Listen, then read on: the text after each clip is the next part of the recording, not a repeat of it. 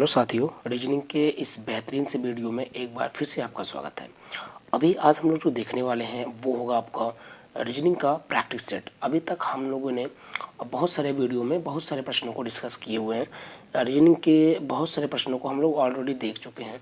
तो अभी आज से हम लोग देखेंगे करीबन 10 से लेकर के 12 प्रैक्टिस सेट होगा रीजनिंग का एक प्रैक्टिस सेट। तो अभी ये पहला प्रैक्टिस सेट है। तो अभी हम लोग चलेंगे सबसे पहले प्रश्न पे। और साथियों, हम लोग का जो पहला प्रश्न है तो हम लोगों का प्रश्न है कि कार का स्टीयरिंग से वही संबंध है जो बाइक का। उसके बाद ये आपको डॉट डॉट करके दिखाई दे रहा होगा। तो इसी में ये ऑप्शन में से आपको भरना है अस्थि संबंध है। तो साथियों, इसके लिए हम लोग देखेंगे कि क्या कुछ यहाँ पे कहा जा रहा है। ठीक है, देखिए यहाँ पे बोला जा रहा है कि कार का स्टीयरिंग से वही संबंध है। हमारा गला थोड़ा बैठा हुआ है तो आवाज़ थोड़ा फंस के भी आ सकता है, तो इसके लिए हम माफ़ी चाहेंगे। देखिए, कार का स्टीयरिंग से वही संबंध है, यानी हम लोग अगर बात करें तो जिस प्रकार से कार की दिशा नियंत्रित करने के लिए हम लोगों को स्टीयरिंग की आवश्यकता पड़ती है। जैसे यहाँ पे बात हो रही है कि जो कार का संबंध है ना वो किससे, स्टीयरिंग से है। तो कार को नियंत्रित करने के लिए, कार को नियमित रूप से उसके दिशाओं में मोड़ने के लिए या नियंत्रित करने के लिए किसकी आवश्यकता होती है, उसमें आवश्यकता होती है स्टीयरिंग की। तो उसी प्रकार बाइक को नियंत्रित करने के लिए, हम लोगों को किसकी आवश्यकता होती है, हैंडल बार की आवश्यकता होती है साथियों। तो यहाँ से जो आपका राइट आंसर होगा वो होगा हैंडल बार। ठीक है, ऑप्शन नंबर 4 आपका सही हो जाएगा। अगले प्रश्न में चलेंगे हम लोग। अगला प्रश्न आप देख सकते हैं आपकी स्क्रीन पर है। और जैसा पेंट रंग से संबंधित है, जैसे पेंट जो है वो रंग से संबंधित है, तो उसी तरह से डिश जो है वो किससे संबंधित होगा ये बताना है साथियों। इसके लिए फिर से एक बार हम पढ़ेंगे आपको। यहाँ पे लिखा हुआ है कि जैसे पेंट जो है वो किससे संबंधित है, वो रंग से संबंधित है, तो उसी प्रकार डिश किससे संबंधित होगा साथियों। देखिए, और जैसे कि हम अगर कहें तो पेंट के लिए रंग का प्रयोग किया जाता है। अगर आपको किसी भी चीज़ को पेंटिंग करनी है, किसी चीज़ को पेंट करना है, तो आपको रंग की आवश्यकता पड़ेगी। ठीक है, अगर आपको किसी चीज़ को, जैसे मान लेते हैं आप लोग कला ही बनाते हैं, तो कला बनाने के लिए आप कला स्ट्रक्चर बनाने के बाद, ढांचा तैयार करने के बाद उसको पेंट करते हैं। तो रंगने के लिए हम लोगों को किसकी आवश्यकता पड़ती है, पेंट की आवश्यकता पड़ती है। तो उसी प्रकार यहाँ पे है डिश। ठीक है ना, डिश का मतलब होता है थाली। डिश का अर्थ क्या होता है, थाली होता है। तो थाली बनाने के लिए हम लोगों को किसकी आवश्यकता पड़ती है, हम लोगों को पड़ती है चीनी मिट्टी की आवश्यकता। किसकी, चीनी मिट्टी की आवश्यकता पड़ती है साथियों। तो यहाँ से जो राइट आंसर होगा वो चीनी मिट्टी होगा। ठीक है, अगले प्रश्न पे चलेंगे। अगला प्रश्न है कि ताला जिस प्रकार दरवाजे से संबंधित है उसी प्रकार पासवर्ड संबंधित किससे है, ये बताना है साथियों। सिंपल सा प्रश्न है आपके लिए। जिस प्रकार से ताला जो होता है वो दरवाजे से संबंधित है, तो उसी प्रकार हमको बताना है कि पासवर्ड किससे संबंधित होगा, आपके ऑप्शन को देखते हुए। ठीक है, देखिए, और अगर हम ये कहें कि घरों को सुरक्षित करने के लिए और दरवाजों में क्या लगाया जाता है, ताला लगाया जाता है। घरों को सुरक्षित करने के लिए दरवाजों में क्या लगाया जाता है, ताला लगाया जाता है। तो साथियों, यहाँ पे लिखा क्या गया है कि ताला जो है वो दरवाजे से संबंधित है। ताला जो है किससे संबंधित है, दरवाजे से संबंधित है। तो यहाँ पे हम ये कह सकते हैं कि घरों में लॉक लगाने के लिए, दरवाजों में लॉक लगाने के लिए हमको ताला की आवश्यकता पड़ती है। तो उसी प्रकार से अगर हम ये कहें कि कंप्यूटर में लॉक लगाने के लिए हमको पासवर्ड की आवश्यकता पड़ती है। सिंपल सा प्रश्न है, कुछ भी नहीं है, आपको थोड़ा सा दिमाग लगाना है। यहाँ पे आपका प्रश्न क्या था इसको हम लोग फिर से देख लेंगे। यहाँ पे है कि ताला का जो संबंध है वो दरवाजा से, तो हम ये कह सकते हैं कि दरवाज़ा में लॉक लगाने के लिए क्या ताला भी आपको चाहिए। दरवाज़ा को पूर्ण रूप से बंद करने के लिए, सुरक्षित करने के लिए आपको क्या चाहिए, ताला चाहिए। उसी प्रकार कंप्यूटर को पूर्ण रूप से सुरक्षित करने के लिए हम लोग को पासवर्ड की आवश्यकता होगी। ठीक है ना, ये एक प्रकार के ताले का कार्य करता है कंप्यूटर के लिए। ठीक है साथियों, तो यहाँ से जो राइट आंसर होगा वो होगा कंप्यूटर। सॉरी, अगला प्रश्न आपके लिए है। अगला प्रश्न ये है और इसका जो राइट आंसर होगा वो आपको कमेंट में छाप देना है साथियों। इतना काम आप लोग कर देंगे, कमेंट में इसका राइट आंसर आपको छाप देना है कि इसका राइट आंसर क्या है। कमेंट में आपको दे देना है आंसर अपना, ठीक है। जवाब आप जरूर देंगे, जवाब आपको ज़रूर देना है साथियों। चलिए अगला प्रश्न देखेंगे। अगला प्रश्न आप अगर हम लोग यहाँ पे देखें तो लिखा है कि वैकेंट का जो संबंध वो इम्पटी से है। वैकेंट का जो संबंध है वो किससे है? इम्पटी से है। तो उसी प्रकार सीडैट का संबंध किससे होगा? ठीक है साथियों, फिर से हम एक बार आपको बताते हैं पढ़ करके। वैकेंट का संबंध किससे है? इम्पटी से है। तो उसी प्रकार सीडैट का संबंध किससे होगा ये बताना है साथियों, ठीक है। देखिए, और जैसा कि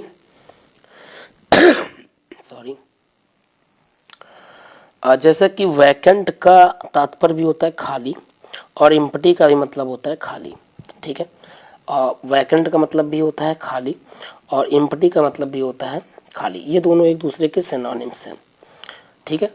उसी प्रकार सीडैट का जो अर्थ होता है वो होता है बेहोश, ठीक है ना, शांत होता है, बेहोश होता है, ठीक है। तो इसका संबंध किससे होगा? तो जिस प्रकार ये दोनों एक दूसरे के क्या थे? सिनोनिम्स थे। उसी प्रकार यहाँ भी जो है वही सिनोनिम्स इधर भी आना चाहिए, ठीक है। ये दोनों एक दूसरे के सिनोनिम थे, संबंधित थे। उसी प्रकार इसका सिनोनिम्स क्या होगा? तो इसका सीडैट का जो मीनिंग होता है, मतलब होता है, वो होता है शांत, या बेहोश भी कह सकते हैं, बेहोश भी होता है, मूर्छित बेहोश, ठीक है। तो अभी इन चारों में से किसका मीनिंग शांत आता है? ठीक है, किसका मीनिंग शांत आता है? तो काल्म का मतलब होता है शांत। किसका? काल्म का मतलब होता है शांत होता है साथियों, CALM।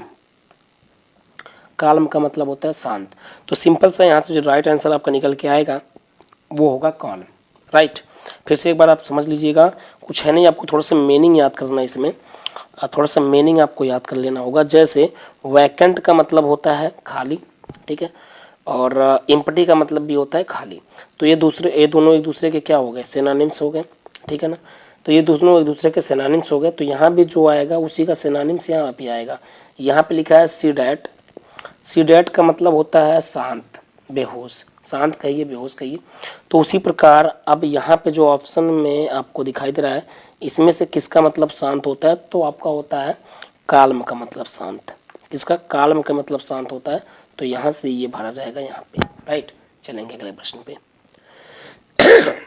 सॉरी, थोड़ा सा गला बैठा हुआ है तो आवाज़ फंस के जा रहा होगा।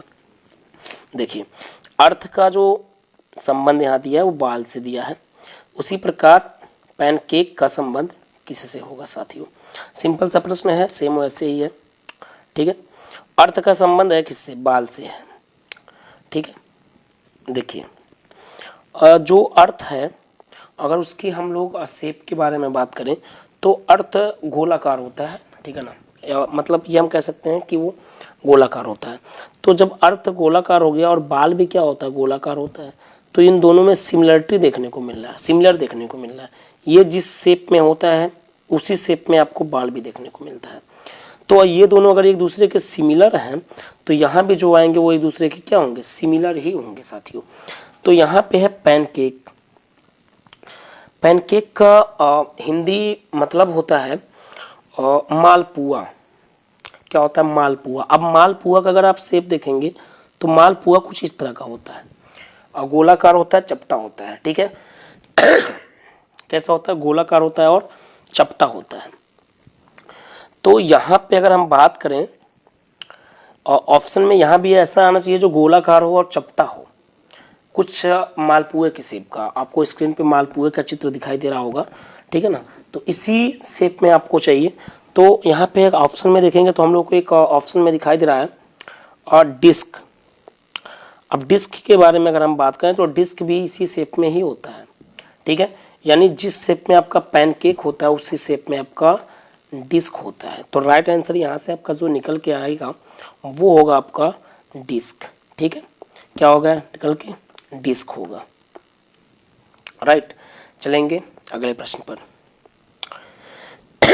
अगला प्रश्न आपके लिए है कि वांड का संबंध जो है, वांड का जो संबंध है वो है एर्न से। वांड का जो संबंध वो किससे है, ईयर्न से है, तो उसी प्रकार पनिश का संबंध किससे होगा, पनिश का संबंध किससे होगा। ठीक है, देखिए यहाँ पे वांट का, अगर हम लोग ये कहें वांट का मतलब होता है चाहना। ठीक है, तो अगर हम ये कहें कि ये किस प्रकार से ईयर्न से संबंधित है, वांड किस प्रकार से ईयर्न से संबंधित है। ईयर्न का मतलब होता है उदासी, राइट। यहाँ से हम ये कह सकते हैं कि इसका मतलब तो वही होता है चाहना वांट का, और सॉरी, वांट का मतलब होता है चाहना और ईयर्न का मतलब होता है उदासी। तो उसी प्रकार पनिश का संबंध किससे होगा, पनिश का जो मतलब होता है दंड होता है। ठीक है, तो अगर हम ये कहें कि वांट ईयर्न से कैसे संबंधित है, इसको हम लोग देखेंगे अभी। देखिए, जिस प्रकार से हम ये कह सकते हैं कि जो वांट के कारण, ठीक है ना, यानी चाहत के कारण, ठीक है, उदासी का भाव आता है। अगर हम ये कह सकते हैं कि अगर किसी व्यक्ति में अगर चाहत है किसी प्रकार का और वो चाहत को प्रदर्शित नहीं कर रहा है, चाहत नहीं दिखा रहा है, तो अगले व्यक्ति के अंदर उदासी का भावना जरूर आ जाएगा। तो वही चीज़ है कि वांट के ना होने के कारण जो अगला व्यक्ति होगा उसमें उदासी का भावना आ जाता है। ठीक है, चाहत ना होने के कारण अगले व्यक्ति में उदासी का भावना आ जाता है। तो यहाँ पर वांट का संबंध ईयर्न से इसी प्रकार है कि जिस प्रकार से हम ये कह सकते हैं कि एक व्यक्ति में अगर चाहत की भावना दूसरे व्यक्ति के प्रति नहीं है तो उस व्यक्ति में उदासी आ जाएगा, राइट। तो उसी प्रकार हम लोग ये कह सकते हैं कि अगर पनिश, ठीक है ना, दंड के कारण अगर किसी को दंडित किया जाए, ठीक है ना, तो उसके कारण उसके अंदर क्या आ जाता है, अपमान की भावना आ जाती है। जैसे अगर किसी के अंदर किसी को चाहत, ये हम कह सकते हैं कि अगर किसी के प्रति आप चाहत नहीं दिखाएंगे, मान लेते हैं 2 पर्सन है कोई और आप चाहत नहीं दिखा रहे हैं, तो उस व्यक्ति के आपके लिए क्या हो जाएगा, आपके प्रति उदासी आ जाएगा। उसी प्रकार में कह सकते हैं कि अगर कोई व्यक्ति है वो दंडित हो रहा है, ठीक है ना, अगर कोई व्यक्ति दंडित हो रहा है तो उसके अंदर क्या हो जाएगा, उसके अंदर अपमान की भावना आ जाएगा कि हमको दंड किया जा रहा है, हमारा अपमान हो रहा है। तो यहाँ से जो होगा राइट आंसर वो होगा अपमान। क्या होगा, अपमान होगा। अब अंग्रेजी में अपमान किसके मतलब होता है, तो अंग्रेजी में अपमान होता है शनब, राइट। यहाँ से होता है शनब, तो यहाँ से शनब का मतलब होता है अपमान। तो यहाँ से जो राइट आंसर हो जाएगा वो आपका शनब हो जाएगा। चलेंगे अगले प्रश्न पर। अगला प्रश्न है कि हियर का संबंध किससे है, लिसन से है, और सेंस का संबंध किससे होगा ये बताना है।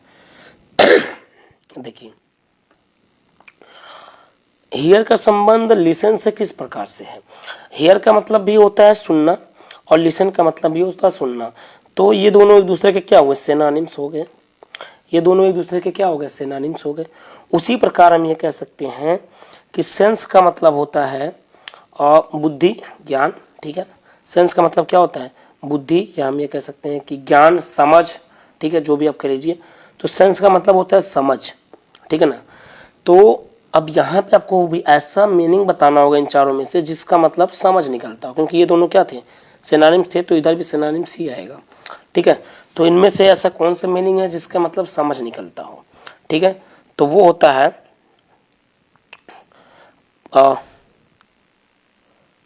पश्यू,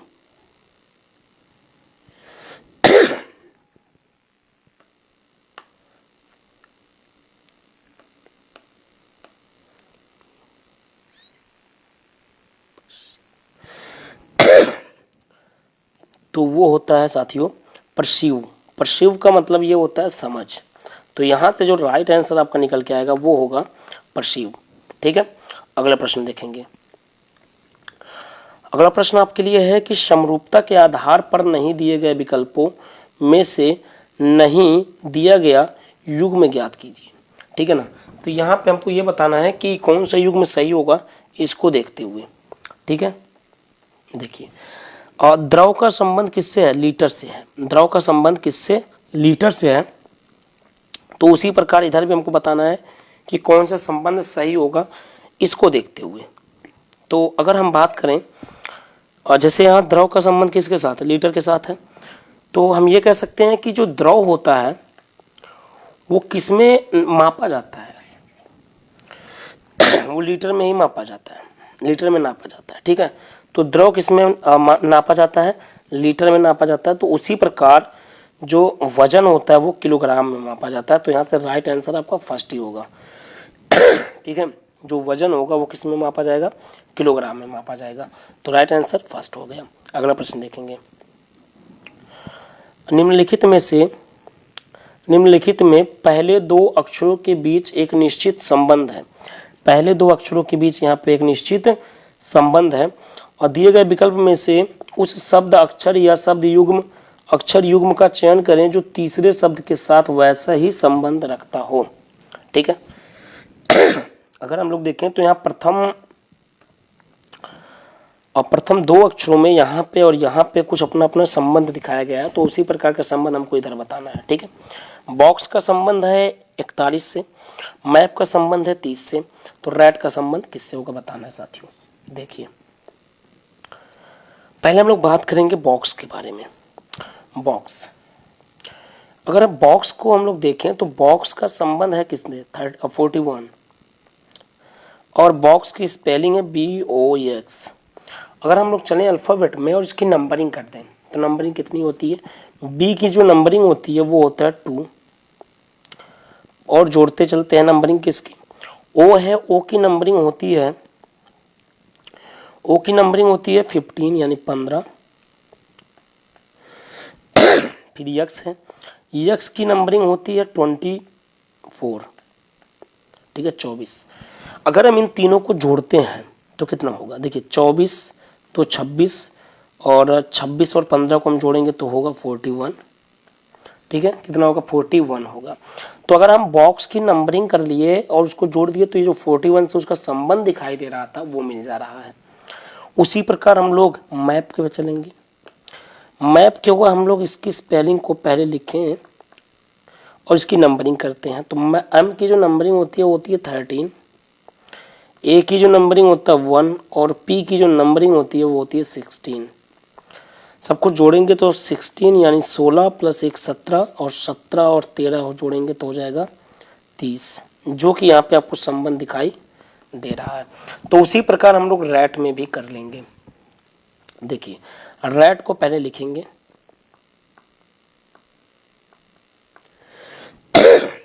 उसके बाद क्या करेंगे, इसकी नंबरिंग कर देंगे। आर की जो नंबरिंग होती है वो होती है 18, ए की नंबरिंग तो एक ही होगा, और टी की जो नंबरिंग होती है वो होता है 20। अगर हम इसको जोड़ दें तो कितना हो जाएगा, देखिए अब 20 और 1 21, और 21 में हम 18 को जोड़ेंगे तो होगा 39, 39 होगा। तो यहाँ से जो राइट आंसर निकल के आपका आएगा वो होगा 39, ऑप्शन नंबर बी। ठीक है, देखिए ये प्रश्न को यहाँ पे बोला जा रहा है कि यक्स एक तस्वीर की ओर इशारा करते हुए अपने दोस्त जेड से कहता है। एक यक्स है कोई, अब वो मेल है फीमेल है, ये अभी यहाँ पर डिक्लेयर नहीं है, आगे पढ़ के देखेंगे, अगर होगा तो फिर क्लियर हो जाएगा। फिलहाल यक्स कोई है जो कि अपने दोस्त जेड से कहता है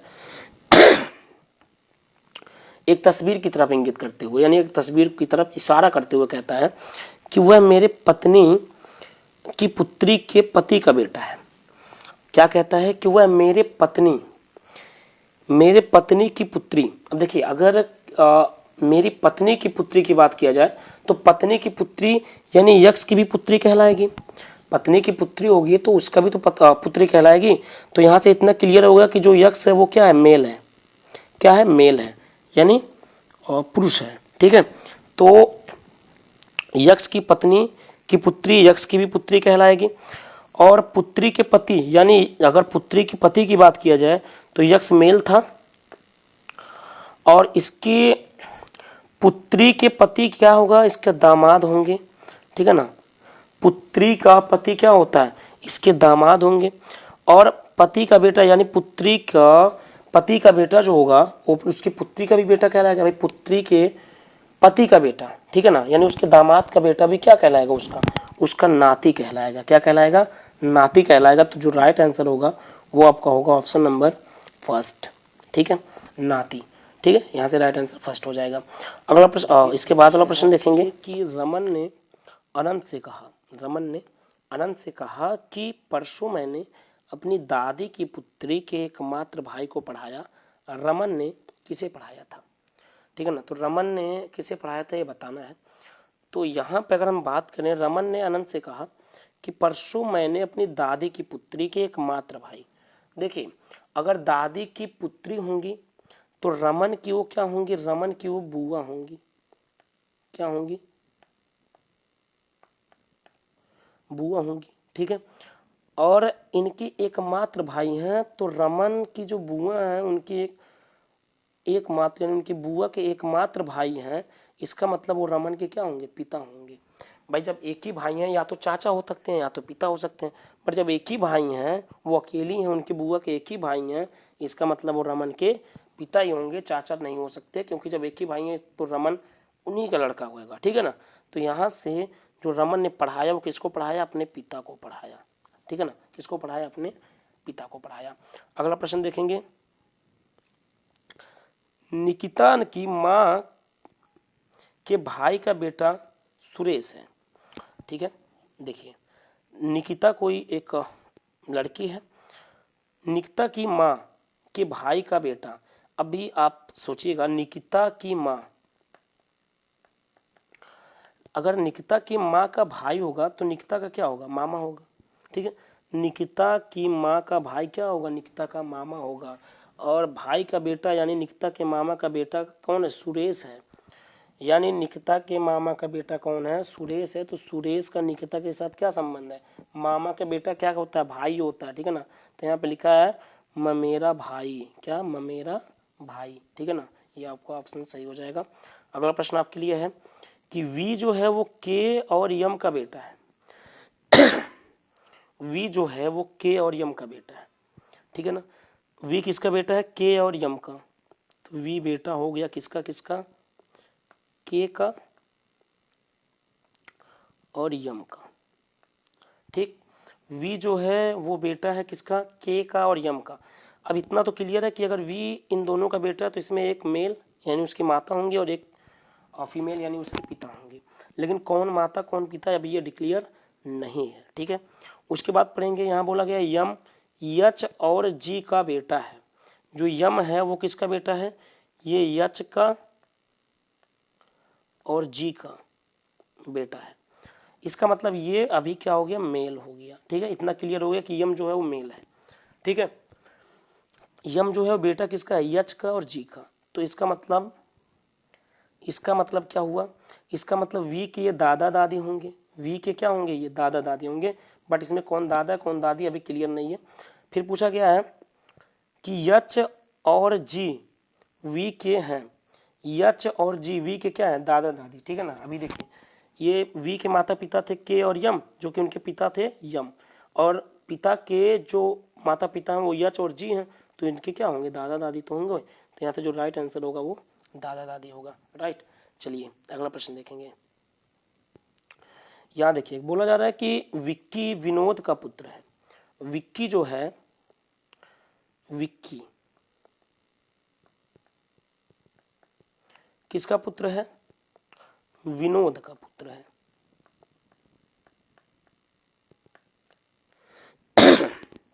विनोद और विशाल भाई हैं। विनोद जो यहाँ पे है और विशाल क्या है? भाई हैं।